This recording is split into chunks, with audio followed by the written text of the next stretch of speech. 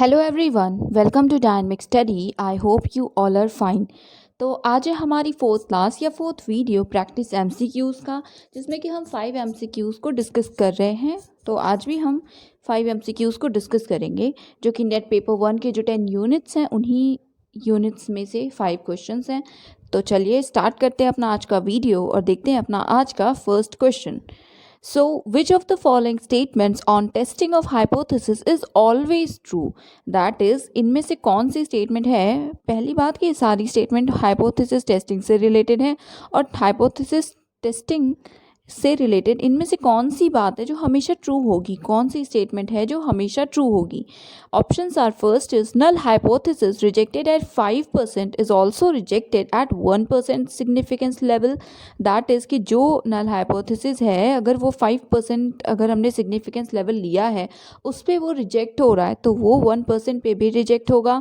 Second option is null hypothesis rejected at 1% is also rejected at 5% level of significance. That is, अगर हमारा जो hypothesis है वो reject हो रहा है 1% पे तो वो 5% पे भी होगा। Third option is null hypothesis not rejected at 1% but is rejected at 5%।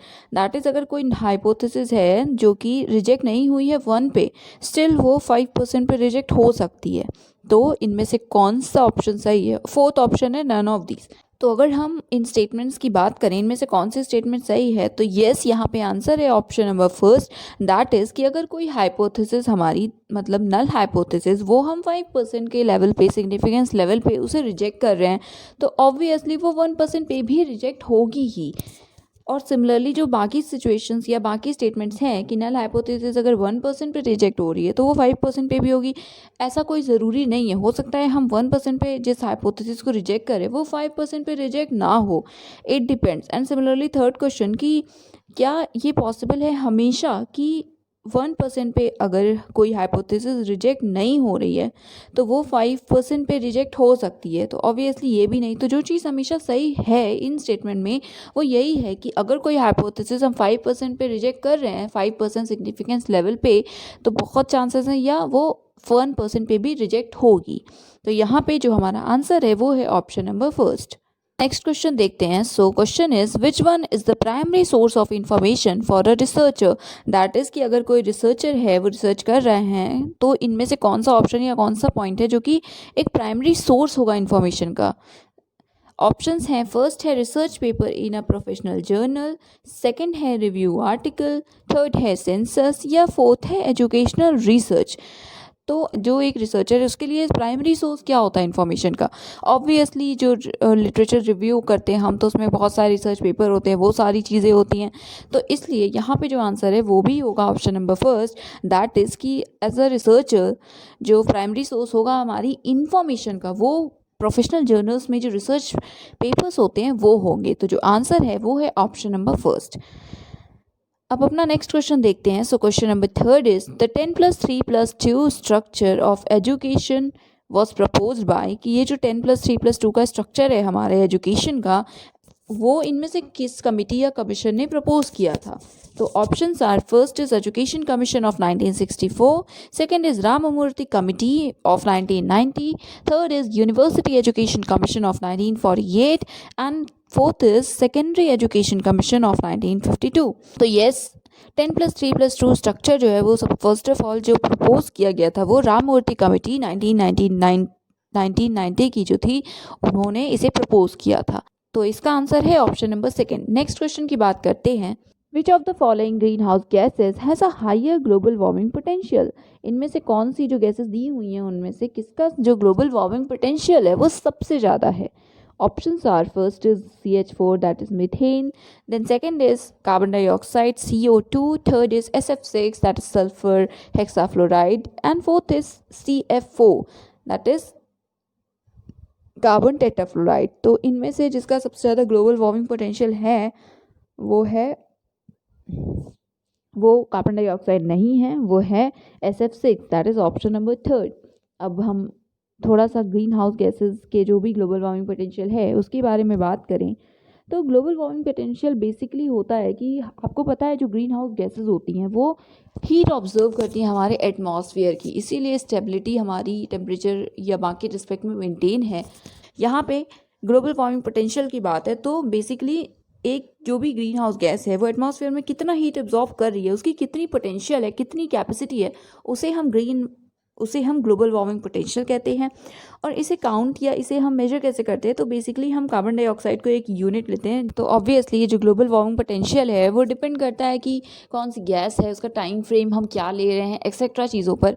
But यहाँ पे जो नॉर्मली हम समझेंगे वैसे ही समझेंगे तो आप कुछ वैल्यूज़ दी हुई हैं उससे और बेटर वे में से समझ सकते हैं कि अगर हमने कार्बन डाइऑक्साइड का 1 माना है, दैट इज़ सपोज कि हम एक टाइम फ्रेम 100 ईयर्स का ले रहे हैं कि 100 ईयर्स में जो कार्बन डाइऑक्साइड का ग्लोबल वार्मिंग पोटेंशियल है वो 1 यूनिट है या 1 है, करेक्ट। तो उसके बाद उसके कंपैरिजन में मीथेन की हम बात करते हैं तो 100 साल में जितना कार्बन डाइऑक्साइड हीट एब्जॉर्ब करेगा, मीथेन उसका 34 टाइम्स करेगा, करेक्ट। और सिमिलरली 100 ईयर्स में ही नाइट्रस ऑक्साइड कितना करेगा, N2O, तो ये 298 टाइम्स इसका ग्लोबल वार्मिंग पोटेंशियल होगा इन कंपैरिजन टू बाकी टू। सिमिलरली बाकी HFC दैट इज़ हाइड्रोफ्लोरोकार्बन का है, CFC11 का है 5350 दैट इज़ क्लोरोफ्लोरोकार्बन्स का।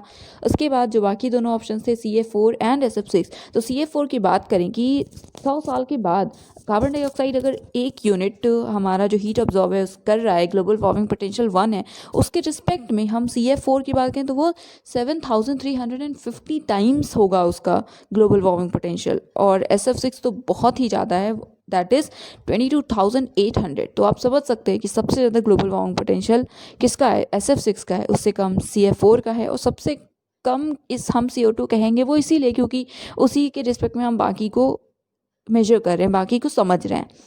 तो यस, ये थी ग्लोबल वार्मिंग पोटेंशियल से रिलेटेड बातें। आई होप कि क्लियर होगा। सिंपल सी चीज़ है, कितना उसका पोटेंशियल है वार्म होने का, और हमने एक टाइम फ्रेम ले लिया सपोज कि 100 ईयर्स में अगर कार्बन डाइऑक्साइड 1 यूनिट कर रहा है तो बाकी जो गैसेस हैं वो कितना करेंगी, कितने मल्टीपल्स करेंगी heat absorb, correct. So question number 5 is at what rate a sum of ₹2000 amounts to ₹2662 at CI in 3 years। That is कि किस रेट पर हम अपना जो एक सम है अमाउंट का, दैट इज़ 2000 रुपीज़ का, वो बढ़कर 2662 हो जाएगा कंपाउंड इंटरेस्ट पे 3 years के बाद। दैट इज़ बेसिकली हमें रेट पता करना है कि क्या रेट है, किस रेट पर हमने CI 3 years के लिए बढ़ रहा है, कि जो हमने इनिशियल अमाउंट था 2000 वो अब बढ़कर 2662 हो गया है। तो वैसे तो आप को बहुत सारे तरीके पता होंगे, आप चाहें तो ऑप्शंस के थ्रू भी अप्रोच कर सकते हैं। आप पर्टिकुलर अमाउंट को ले लीजिए कि अगर हम 12% के हिसाब से चलते हैं तो उस केस में जो हमारा अमाउंट है कितना बढ़ेगा कितना नहीं, तो आप इस अप्रोच को भी फॉलो कर सकते हैं। बट यहाँ पे हम नॉर्मली ही सॉल्व करेंगे तो वो कैसे होगा, तो वो होगा फॉर्मूले से। तो आंसर यहाँ पे है option number 4 that is 10%। Solve कैसे होगा, तो आपको ये फॉर्मूला पता होगा अमाउंट का, कि अमाउंट CI से रिलेटेड है, कि अमाउंट होता है P और अंडर ब्रैकेट 1 + R/100n, करेक्ट। तो यहाँ पे हम जो भी सारी वैल्यूज़ तो ऑलरेडी दी हुई हैं उन्हें रख लेंगे। तो अमाउंट दैट इज़ की बढ़ने के बाद जो हमारा अमाउंट है वो हुआ, तो ये है 2662। देन प्रिंसिपल अमाउंट हमारा क्या था, 2000 था, तो यहाँ पे वो है। आर हमारा ऑब्वियसली रेट होता है जो कि हमें पता लगाना है, तो यहाँ पे आर की वैल्यू नहीं रखेंगे। और एन दैट इज़ हमारा टाइम स्पेन कितना है, टाइम कितने ईयर्स का है, तो वो 3 years दिया हुआ था।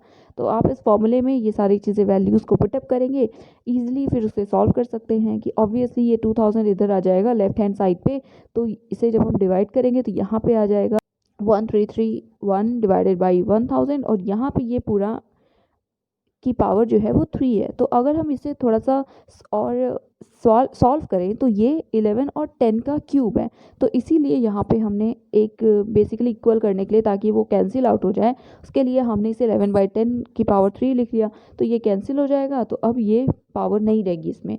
तो बहुत ही सिंपल है, सॉल्व करेंगे तो यहाँ पे जो आंसर है वो है हमारा 10%। Thank you, keep on watching, keep on learning.